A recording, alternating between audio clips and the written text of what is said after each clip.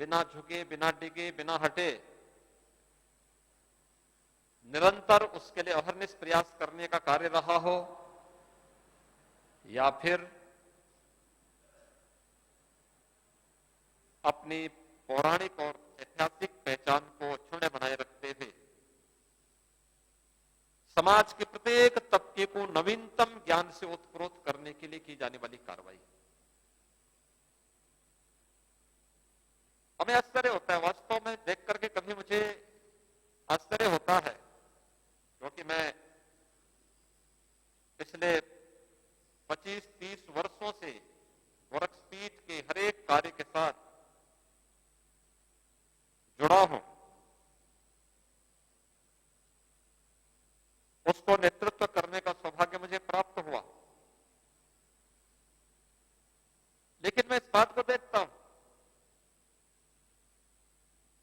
1932 में महाराणा प्रताप शिक्षा परिषद की स्थापना हो जाना,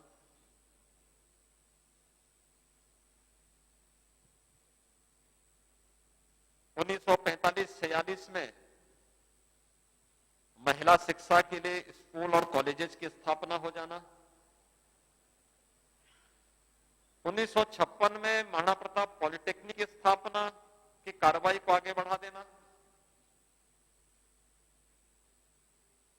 संस्कृत उच्च अध्ययन के केंद्र के रूप में गुरु गोरखनाथ विद्यापीठ की स्थापना कर देना, भारत की प्राचीन आरोग्य की पद्धति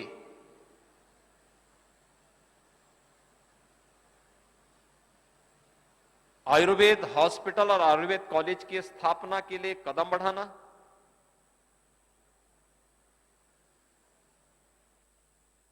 यानी आप देख रहे होंगे अलग अलग पक्ष हैं। दुनिया आज जिसको मान्यता दे रही है, आयुष की इस ताकत को आज दुनिया ने महसूस किया है। हां, वहां तक पहुंचाने वाला कोई इससे पहले नहीं था। इस देश को आभार व्यक्त करना चाहिए प्रधानमंत्री मोदी जी के प्रति, जिन्होंने योग और आयुर्वेद को एक वैश्विक मान्यता उपलब्ध कराने में अपना योगदान दिया। आज 21 जून की तिथि विश्व योग दिवस के रूप में मनाई जा रही है। योग हजारों वर्षों की विरासत है, लेकिन योग संस्थान गोरखपीठ में पहले से चलता है। ये मूलतः योग पीठ है। कोरोना महामारी के दौरान आपने देखा होगा कैसे कोरोना महामारी के दौरान आयुष काढ़ा, आयुष कवच, आयुर्वेद से जुड़े हुए वे तमाम नुस्खे जो व्यक्ति की प्रतिरोधक क्षमता को बढ़ाने की ताकत रखते हैं, रोग से लड़ने की ताकत पैदा करते हैं, इन सभी को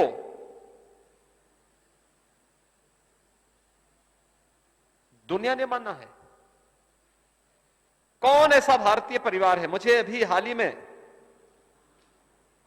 एक सज्जन मिले जो अमेरिका में रहते हैं, मुझसे मिलने के लिए आए थे। अपनी जेब में एक छोटी सी एक ड्रॉप रखे हुए थे, तो जैसे उनके लिए कोई पेय आया, पहले पानी आया तो उन्होंने उसमें 2 ड्रॉप डाली। मैंने कहा ये क्या है? उन्होंने कहा तुलसी। तो मैंने कहा क्या अमेरिका से आप लेके आए हैं? उन्होंने कहा हां, ये जब से कोरोना महामारी आई है तब से तुलसी का इतना प्रचलन वहां पर हुआ है कि लोग हर एक उसके साथ इस बात को मान रहे हैं कि तुलसी में इतनी ताकत है कि वह व्यक्ति की रोग से लड़ने की क्षमता को वृद्धि कर सकती है। देखिए, तुलसी का पूजन कौन, भारत का सनातन धर्म का ऐसा, यानी हनुमान जी जब लंका में जाते हैं तो वैष्णव कौन है ये पहचानने के लिए वह जब विभीषण के यहां जाता तो वहां तुलसी का पौधा ही देखते हैं। याद करिए, हजारों वर्ष पहले भी तुलसी की मान्यता हमारे यहां थी। अलग विषय है कि वेदांती जी न मानते हैं। मैं गया था उनके यहां तुलसी नहीं देखी मैंने। मुझे नहीं देखने को मिला, लेकिन अमेरिका भी तुलसी की ताकत को महसूस कर रहा है। और ऐसे ही मैंने कहा कि और क्या है, उसने कहा कि एक दिन मैं न्यूयॉर्क में निकल रहा था, एक जगह लाइन लगी थी, तो मुझे कौतूहल हुआ कि क्यों लाइन लगी है, तो मैं रुका, तो कहा वहां पर हल्दी का पानी पीने के लिए लोग, यानी 2-2 चम्मच पानी, हल्दी का पानी पीने के लिए वो लाइन लगी हुई थी। हल्दी के प्रति ये दुनिया के अंदर ये उत्सुकता। और मैं आपसे पूछना चाहता हूं, आपके घर का कौन सा ऐसा भोजन है जिसमें हल्दी का उपयोग आप न करते हो? कौन सा है? आप कुछ भी बनाएं, सब्जी बनाएं, दाल बनाएं, खिचड़ी बनाएं, क्या बगैर हल्दी के होता है क्या? हर मसाले में आप हल्दी का उपयोग करते हैं। मुझे जूनागढ़ जाने का सौभाग्य प्राप्त हुआ था बापू के कार्यक्रम में। तुलसी विवाह का भव्य आयोजन वहां उन्होंने किया था, भव्य आयोजन। ऐसे लगता था जैसे कोई अपने घर की किसी लड़की की शादी कर रहे हो। बारात, बकायदा बारात आई थी, और तुलसी विवाह का कार्यक्रम उसी श्रद्धा और उसी विश्वास के साथ हो रहा था। भारत के संस्कार में सब बसा हुआ है, लेकिन हमने कभी इसको आगे बढ़ाने का प्रयास नहीं किया। हमने अपने शास्त्र के मर्म को समझने का प्रयास ही नहीं किया। श्रीमद् भगवत गीता हमें क्या कहती है? ज्ञान प्राप्त करना है तो क्या चाहिए? श्रद्धा चाहिए। श्रद्धावान लभते ज्ञानम। बिना श्रद्धा के ज्ञान प्राप्त नहीं हो सकता। अपने पूर्वजों के प्रति, अपने गुरुजनों के प्रति, अपने राष्ट्र नायकों के प्रति, किसी ने कुछ भी किया है तो उसके प्रति श्रद्धा का वह भाव, वही हमें ज्ञानवान बना देगा। कोरा पुस्तकीय ज्ञान हमें कभी आगे नहीं बढ़ा सकता। व्यवहारिक धरातल पर भी हमें उतारने की ताकत अर्जित करनी, और व्यवहारिक धरातल पर उतार ही, मुझे याद है पहले यहां पर जो कार्यक्रम होते थे, महाराणा प्रताप शिक्षा परिषद की संस्थाओं का योगदान केवल एक दिन होता था, श्रद्धांजलि सभा के दिन। मैंने कहा भी नहीं, ऐसा नहीं चलेगा। यहां पे जो भी वक्ता आता है वह उस क्षेत्र का अधिकृत विद्वान होता है, उसके पास व्यवहारिक जानकारी होती है। और इसलिए प्रस्तावनाओं के महाराणा प्रताप शिक्षा परिषद की अलग अलग संस्थाएं अलग अलग दिन इस कार्यक्रम में भागीदार बने, और फिर इस प्रकार की गोष्ठियां अलग अलग संस्थाएं अपने अपने यहां फिर आयोजित भी करें। केवल पुस्तकीय ज्ञान ही ज्ञान नहीं है, एक सैद्धांतिक ज्ञान है। जब तक आप इसको व्यवहारिक रूप से नहीं अंगीकार करेंगे और इसको चरितार्थ नहीं करेंगे, आचार और विचार में जब तक समन्वय नहीं होगा, तब तक जीवन का कल्याण नहीं होगा, जीवन में सफलता का मार्ग प्रशस्त नहीं हो सकता है। और इन महापुरुषों का, इन सिद्धों का, इन संतों का, इन योगियों का यह आदर्श, उनका व्यक्तित्व, उनका वो कृतित्व हम सबको व्यवहारिक धरातल पर उतारने की प्रेरणा देता है। एक दिन में कोई निर्माण नहीं होता है, वर्ष लगते हैं, युग लगते हैं। धैर्य के साथ उसका इंतजार करना, उसके साथ जुड़ना, अपने स्तर पर हमारा क्या दायित्व होता है, उस दायित्व के साथ अगर हम जुड़ करके उस कार्यक्रम को आगे बढ़ा दें, सफलता और तेजी के साथ आगे बढ़ती है। कौन सोचता था यह देश 1947 में आजाद हुआ?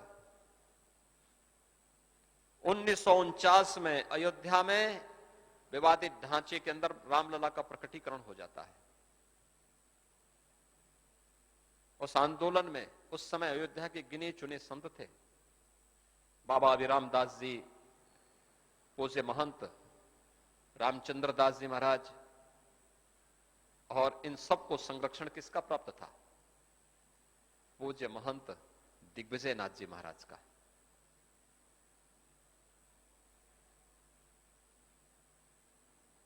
परमहंस जी महाराज तो यहां जब भी आते थे तो एक ही बात कहते थे, देखिए मैं कुछ नहीं जानता, महंत दिग्विजय नाथ जी महाराज तो मेरे लिए गुरु तुल्य है। और जितना परमहंस जी महाराज में फक्कड़पन था उतनी ही विद्वता भी थी।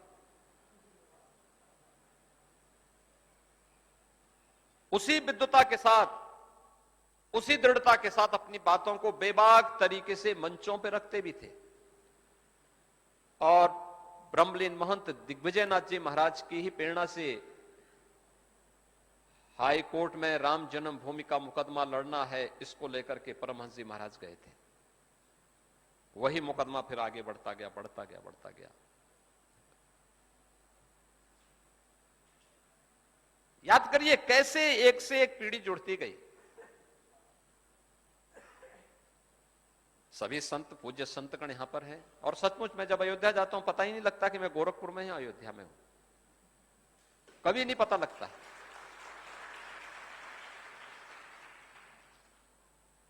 सभी लोग ऐसे लगते हैं जैसे अपने लोग हैं, सब अपने साथ एक साथ मिल करके अपने घर जैसा माहौल दिखता है। और मुझे भी नहीं लगता है, लोगों को लगता था 2017 को जब पहले हम लोग पहली बार अयोध्या गया था, लोगों को लगता था कि जाएंगे बहुत विवाद होगा। मैंने कहा देखो अयोध्या में कोई विवाद नहीं होगा जी। श्री राम जन्मभूमि के लिए गोरखपीठ के समर्पण को हर व्यक्ति जानता है और किसी को संदेह गोरखपीठ पे किसी पे कोई कर भी ले, लेकिन मोदी जी पर और गोरखपीठ पर कोई संदेह नहीं कर सकता है। जो कहा है वो करके दिखाएंगे। और तब इस विश्वास के साथ मैं अयोध्या में गया था दीपोत्सव के कार्यक्रम को लेकर के। सभी पूज्य संत आए थे, पूज्य महंत नृत्य गोपाल दास जी महाराज भी आए थे। आज उनका स्वास्थ्य अनुकूल नहीं, लेकिन वे भी उस कार्यक्रम में थे। हर वर्ष कार्यक्रम में रहे। विगत वर्ष वे नहीं थे, उनके उत्तराधिकारी कार्यक्रम में थे। लेकिन दीपोत्सव ने एक एक संत की भावना, जिन संतों का वर्तमान में भौतिक सानिध्य पूरे समाज को मिल रहा है, इनका तो था ही, लेकिन जो सूक्ष्म रूप से आज भी हम सबको अनुप्रेरित करते हैं, वे भी प्रफुल्लित हो रहे थे अयोध्या के दीपोत्सव को देख करके। देश के अंदर, दुनिया के अंदर एक उत्साह का माहौल था। कितना मैं देख रहा था, सोशल मीडिया में पूरा रंगा हुआ था, अयोध्या अयोध्या अयोध्या सबके मुंह पे थी। और आज वो सचमुच अयोध्या हो गई है। आज अयोध्या बन गई है, सप्तपुरियों में से पहली पुरी बन गई है। उसके अनुसार उसकी भव्यता, उसकी दिव्यता देश और दुनिया के सामने आ रही है। यह हम सबका दायित्व बनता है अपने मानव बिंदुओं की पुनर्स्थापना के लिए, उनके संरक्षण के लिए, उनकी भव्यता और दिव्यता को बनाए रखने के लिए, उनके वैदिक, उनके पौराणिक स्वरूप को बनाए रखने के लिए। यह केवल सरकार के भरोसे नहीं होता है, समाज को अगुवाई करनी पड़ेगी, संतों को नेतृत्व देना पड़ेगा, आगे बढ़कर के कार्य करना पड़ेगा। आज भारतीय संस्कृति का डंका दुनिया में बज रहा है इसलिए क्योंकि भारत की जनता ने मोदी जी के नेतृत्व में एक यशस्वी नेतृत्व भारत को दिया है। और आज यही कारण है कि दुनिया के अंदर कुंभ को मान्यता यूनेस्को के द्वारा दी जाती है। अमूर्त सांस्कृतिक धरोहर के रूप में कुंभ को मान्यता मिलती है। कुंभ तो हजारों वर्षों से था, दुनिया ने मान्यता नहीं दी। कुंभ के बारे में क्या कहते थे लोग? जहां असुरक्षा हो, गंदगी हो, भगदड़ हो, अव्यवस्था हो, वह कुंभ है। मोदी जी ने कहा क्या ऐसा हो सकता है कि कुंभ में गंदगी न हो, हर व्यक्ति सुरक्षित महसूस करे?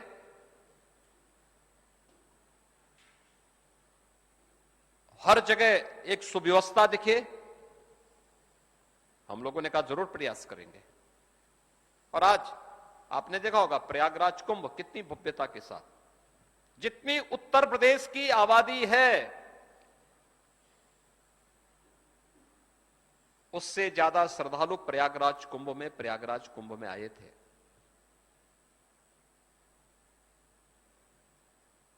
उत्तर प्रदेश के बारे में लोगों की धारणाएं बदली।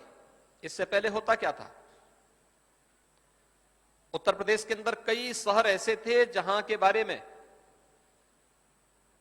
लोगों के मन में धारणा थी कि इन लोगों को अगर हम अपने यहां धर्मशाला में या होटल में कमरा दे देंगे तो कहीं हम पर आतंकवादियों को प्रश्रय देने का आरोप न लग जाए, इसलिए लोग उत्तर प्रदेश का नाम सुन करके नहीं देते थे, कतराते थे, नहीं भैया नहीं देना है। लेकिन आज तो नहीं है। आज तो हर व्यक्ति इस बात को महसूस करता है कि उत्तर प्रदेश का हर वासी प्रभु राम का प्रतिनिधि है, उनका बानर है, उनका भालू है, और वह आएगा तो हमें उसको वही सम्मान देना है।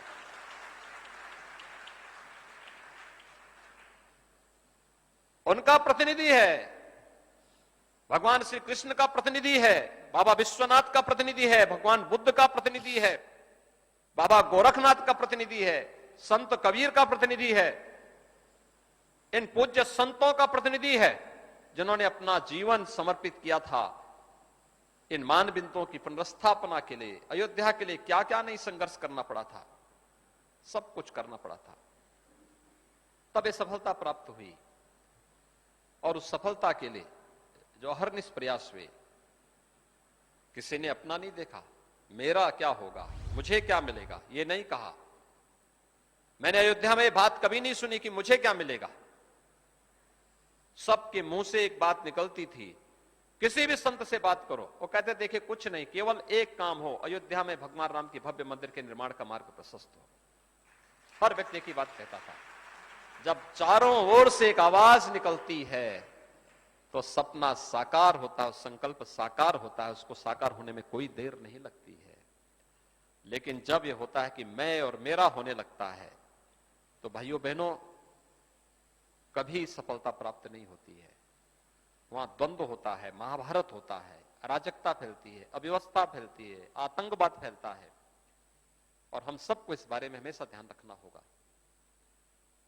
ये सफलता की कहानियां हैं जिस मार्ग का हम सबको अनुसरण करना चाहिए।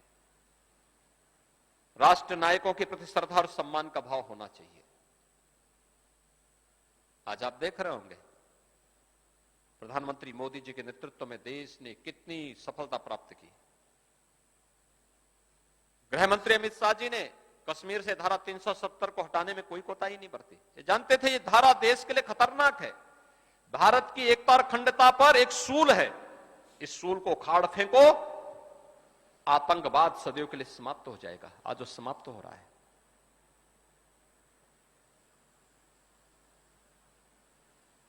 जो हिंदू, जो सिख प्रताड़ित थे, अपमानित थे, अफगानिस्तान से, पाकिस्तान से, बांग्लादेश से,